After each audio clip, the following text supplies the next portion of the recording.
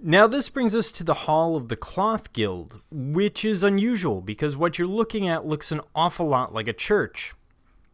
But it's not.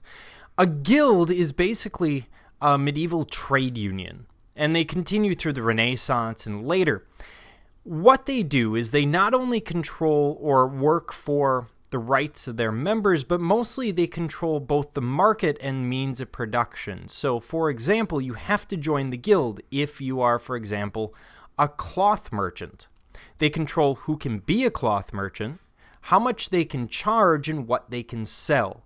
The only differentiation that you see between people within the guild is their skill level. This is also where we get the idea of an apprentice, a journeyman, and a master. The master, of course, having created a masterpiece which is judged worthy by the guild. By the way, if you don't join the guild and you're trying to work in, say, as a cloth merchant or a musician, they'll probably kill you. So join the guild or, yeah, it's not going to be good. So what we're seeing here is a sign of growing secularization in urban life. These are meeting halls and warehouses at the same time for an increasing number of craft guilds. And you would have an artist guild, a wool guild, a wheat guild, etc. And it testifies to the important role of artisans and merchants in Gothic Europe. Here, what we have is right in Bruges, the guild hall is right on the main square, and it's got really the only clock in the city, so it becomes central to the city. It also has the major bell tower, so they take on some of these civic or religious responsibilities as they've been in the past. The design here combines corner watchtowers and the crenulation that you would expect of a castle or a defensive structure, with the lancet windows and massive steeple that you would expect of a church. The lofty towers there to help draw people to the cityscape and to show off their prominence within it. Because you would see this from 20 miles away. It's the thing you would see coming into Bruges. So it shows the Cloth Guild's power at the time. Now we also are looking at the Virgin of Jean d'Evreux.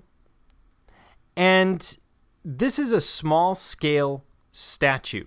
And these are often used as personal devotional statues, something you would keep so that you could pray through it, or often gifts to the church. And the one we're looking at is in gold. And the reason I'm showing this image here is on the left, this is what we're used to for the Madonna and Child. The child is pretty much a tiny little adult, a homunculus, not childlike at all except for scale. With the mother sort of just there to hold the child. There's no interaction between the two, and that's what we're very, very used to. But this is very different. So in this case, this is a reliquary, which was a gift to the cathedral at Saint-Denis in 1339. And here we see something different. We see a virgin and child that are interacting like a mother and child. Here the child is reaching up, playing with mom's mouth, playing with her face, just like you would expect a newborn or a very young child to do. It's very human and in no way anticipates the later sadness of the crucifixion.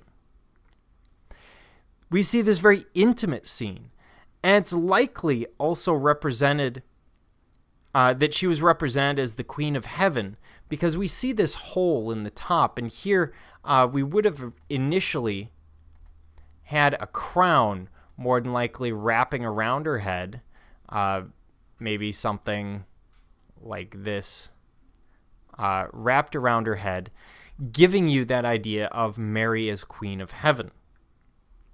If we back up a minute, she's also holding a lily, or holding a fleur-de-lis, symbol of France rather than a lily. The box at the bottom is blue, has blue enamel with gold work incorporated into it. And these are scenes from the life of Jesus. You also see this beautiful S-curve to the figure. She's got her hip kicked out naturally, like a mother would holding a child. But this S-curve gives us a sense of grace. And the clothing seems to fall naturally. It's not that repetitious linear form that we're used to through the medieval, the Romanesque, and most of the Gothic.